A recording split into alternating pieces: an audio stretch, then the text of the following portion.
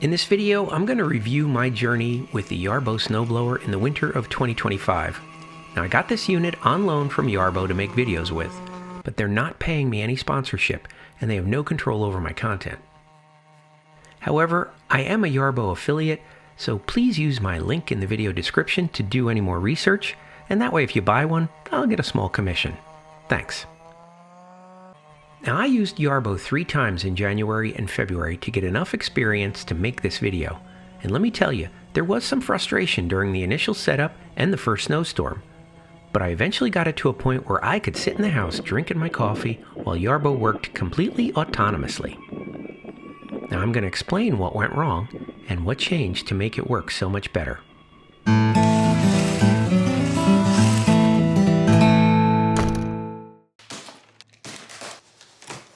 Yarbo ships in several big boxes that are packaged extremely well. It comes with printed manuals, all the necessary tools, as well as links to detailed assembly videos if needed. Absolutely no technical skills are required. So the Yarbo robot itself is this portion back here with the tracks on it, and the snowblower is an attachment that goes on the front. And there will be other attachments that I'll review later on in the year. But the Yarbo itself is a GPS device. That's what these antennas are for, these big prongs that stick up. And it not only uses GPS from the unit itself, but it also has this thing over here, which is called a data center. And it's really not very pretty, I understand that. But this is the part that gets GPS. And then it has, this is a Halo Wi-Fi, which is a long-range Wi-Fi that it uses to communicate with the robot. And this is a Bluetooth data port too.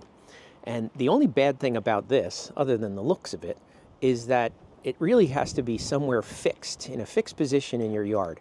And this was the problem that I had because I didn't have, in the winter, I wasn't able to put it up on my house. So I installed it in the ground.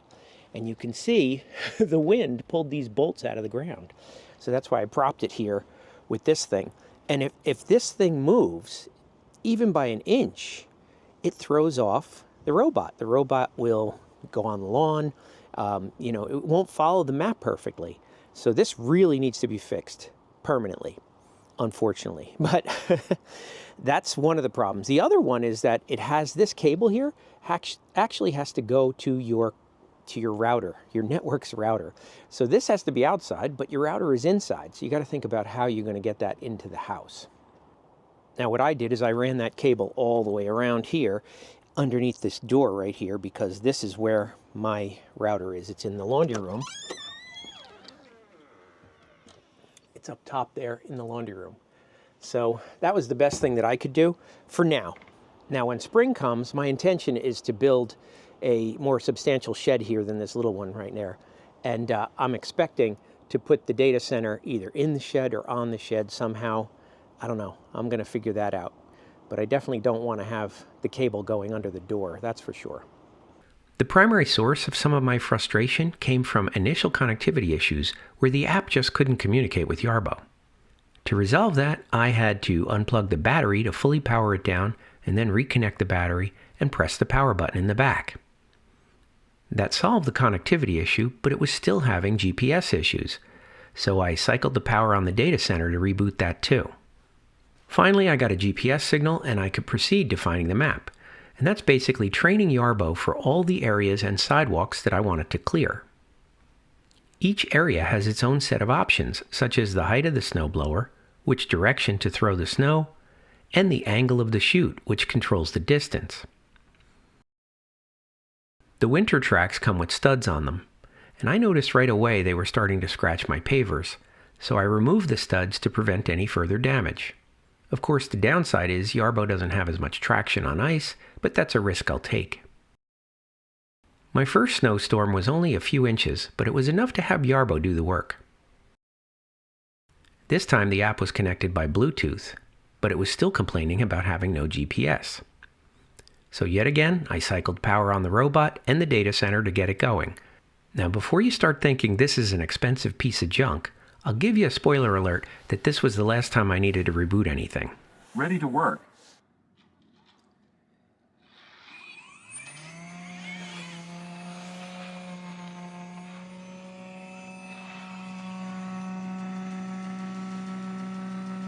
This first run was really problematic for me. Although it stayed on course and followed my map, it didn't blow the snow in the right direction, and it didn't lower the chute to the angle that I told it to. The biggest frustration was that it just stopped working periodically due to a weak GPS signal. And this happened even in the middle of my driveway with a clear view of the sky. It made no sense.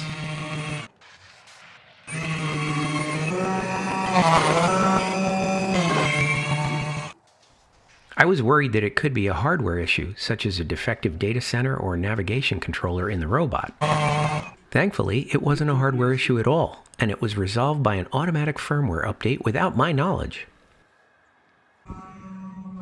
Here you can see during storm number 2, the chute is pointed in the right direction, and the angle is down like I programmed it. If it's angled up too high, the wind blows the snow back onto the cleared areas. In addition, it ran the whole job straight through. It didn't have any GPS issues like last time, so that firmware update corrected all those problems. Now by the third storm, I was comfortable enough to attempt a fully autonomous run while I stayed in the house. I just watched it from my security cameras while sipping coffee in front of the fireplace. This storm brought snow that was much wetter and heavier than the previous 2 storms. All right, let's take a look and see how it did. This was the first time having it done completely autonomously while I was in the house. And you know what? It's not bad. Not bad at all. I mean, there are some idiosyncrasies. Like it blew the snow back on a spot that it already did. And for some reason, as you can see, it blows snow on the garage doors. So if this was open, that snow came in the garage. It did that last time for me. Now I'm going to have it do something that it hasn't done. I mapped out the sidewalk all the way around my property. I have a big corner property here, and so I'm going to see if I can have it do that. Here you can see Yarbo clogs like any other snowblower when it's wet snow. And although you can run it in the middle of the night or while you're away, I'm not sure you would want to run it completely unattended like that.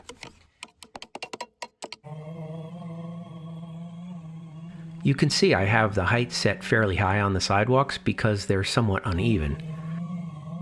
I can tweak that lower next time. But hey, it did my entire property without any connectivity issues, so I was thrilled. One frequently asked question is, how does it do in deep snow? Well, the beauty of a robot is you can send it out to clear your areas multiple times while it's still snowing, instead of waiting for it to finish. But if that doesn't satisfy you, look for links in the video description below that show Yarbo clearing deep snow.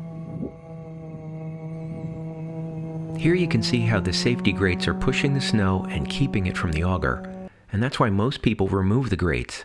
And now that I trust that it works reliably, I'll be removing them as well. So what else do you want to know about the Yarbo Snowblower? Please leave a comment below with your thoughts. And be sure to give this video a thumbs up if you liked it, and I'll see you in the next one. Hey there, if you're new to the channel, be sure to subscribe and hit that bell icon to be the first to know when new videos are posted.